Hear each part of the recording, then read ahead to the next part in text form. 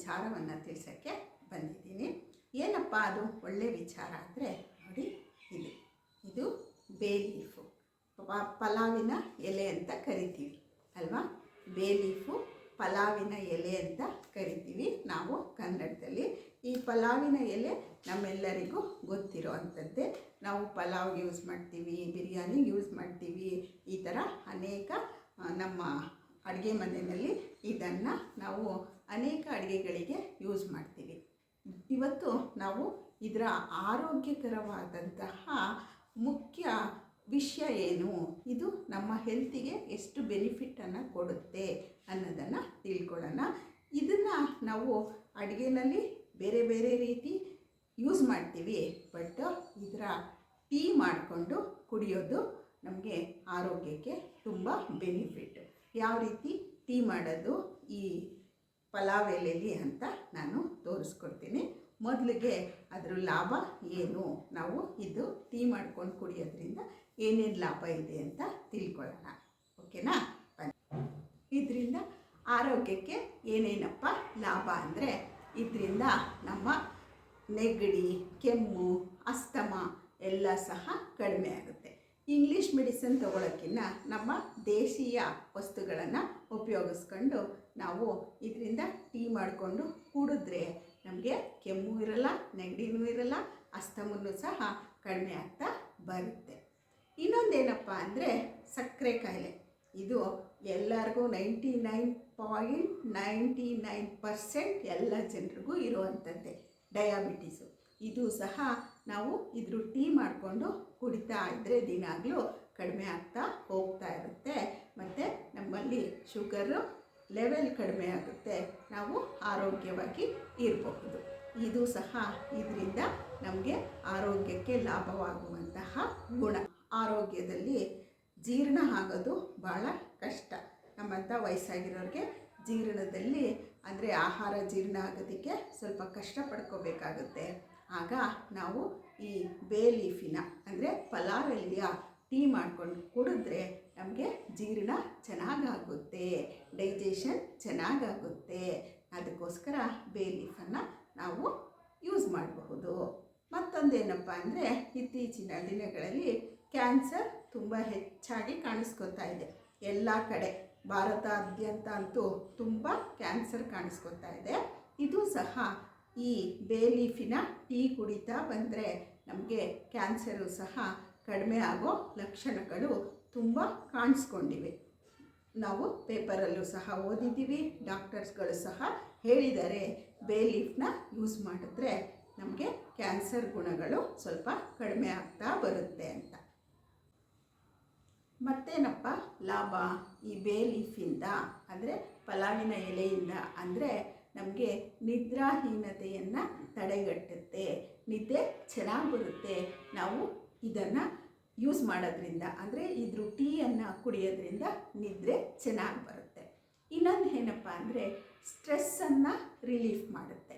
ನಮಗೆ ಯಾವುದಾದ್ರೂ ಸ್ಟ್ರೆಸ್ ಇದ್ದರೆ ಅದು ಸಹ ಇದರಿಂದ ರಿಲೀಫ್ ಆಗುತ್ತೆ, ಜಾಸ್ತಿ ಮಾಡುತ್ತೆ.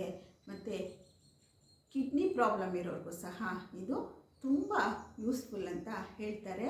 ನಾವು ಡಾಕ್ಟರ್ ಸಲಹೆ ಪಡ್ಕೊಂಡು ಇದನ್ನು ಯೂಸ್ ಮಾಡ್ಬೋದು ಕಿಡ್ನಿ ಪ್ರಾಬ್ಲಮ್ ಇರೋರು. ಮತ್ತು ಡಿಪ್ರೆಷನ್ ಎಲ್ಲ ಸ್ಟ್ರೆಸ್ ಎಲ್ಲವೂ ಸಹ ಇದು ಕಡಿಮೆ ಮಾಡುತ್ತೆ. ಇಷ್ಟೊಂದು ಲಾಭ ಇರುವಂತಹ ಈ ನಮ್ಮ ಪಲಾವ್ ಎಲೆಯನ್ನು ಯಾವ ರೀತಿ ನಾವು ಟೀ ಮಾಡಬಹುದು, ಯಾವ ರೀತಿ ಇದನ್ನು ಉಪಯೋಗಿಸ್ಬೋದು, ಇಷ್ಟೊಂದು ಹೆಲ್ತ್ ಬೆನಿಫಿಟ್ ಇದೆ. ನೀವು ಸಹ ಈಸಿಯಾಗಿ ಇದು ತುಂಬ ಕಡಿಮೆ ಬೆಲೆಗೆ ನಮಗೆ ಸಿಗುತ್ತೆ. ಇದರ ಉಪಯೋಗವನ್ನು ಪಡ್ಕೊಳ್ಳೋಣ ಬನ್ನಿ. ಯಾವ ರೀತಿ ಇದರಲ್ಲಿ ಟೀ ಮಾಡೋದು ಅನ್ನೋದನ್ನು ತಿಳ್ಕೊಳ್ಳೋಣ ಬನ್ನಿ. ಇದಕ್ಕೆ ನಾನು 1.5 ಗ್ಲಾಸ್ ನೀರನ್ನು ಹಾಕ್ತೀನಿ. ನೋಡಿ, 1 ಗ್ಲಾಸ್ ಹಾಕಿದೆ.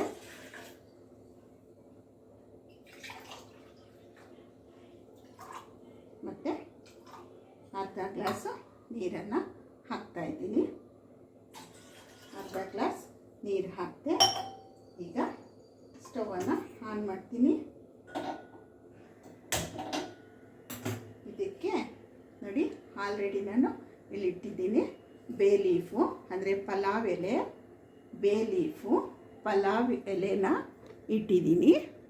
ಮತ್ತು ಸ್ವಲ್ಪ ಸೋಂಪನ್ನು ಸಹ ಹಾಕ್ತಾಯಿದ್ದೀನಿ. ಸೋಂಪನ್ನು ಹಾಕ್ತಾಯಿದ್ದೀನಿ. ಮತ್ತು ಸ್ವಲ್ಪ ಚಕ್ಕೆಯನ್ನು ಸಹ ಹಾಕ್ತಾಯಿದ್ದೀನಿ. ಒಂದು ಜಾಕಾಯನ್ನು ಸಹ ನಾನು ಇಟ್ಟಿದ್ದೀನಿ.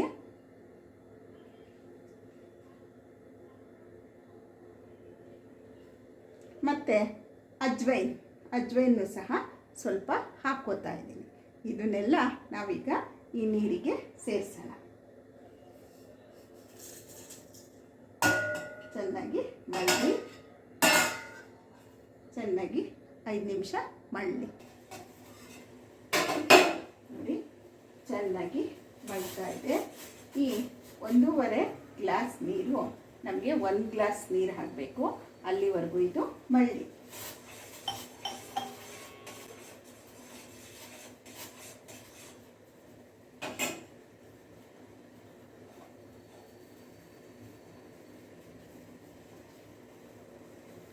ನೋಡಿ ಚೆನ್ನಾಗಿ ಮಳ್ತಾ ಇದೆ.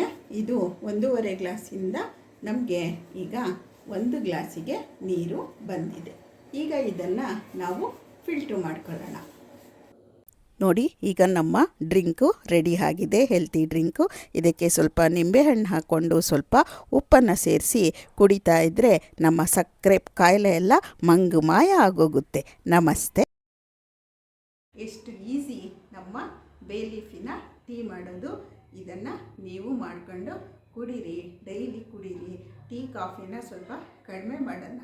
ನಮ್ಮ ಹ್ಯಾಬಿಟನ್ನು ಹೆಲ್ದಿ ಹ್ಯಾಬಿಟಾಗಿ ಪರಿವರ್ತನೆ ಮಾಡ್ಕೊಳ್ಳೋಣ. ಅಂದರೆ ಆರೋಗ್ಯಕರವಾದ ಹವ್ಯಾಸಗಳನ್ನು ಬೆಳೆಸ್ಕೊಳ್ಳೋಣ.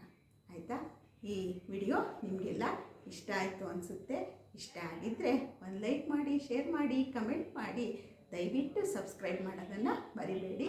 ಮತ್ತೊಂದು ಹೊಸ ವಿಚಾರದೊಂದಿಗೆ ಮತ್ತೊಂದು ವಿಡಿಯೋದೊಂದಿಗೆ ನಾನು ನಿಮ್ಮನ್ನು ಭೇಟಿ ಮಾಡ್ತೀನಿ.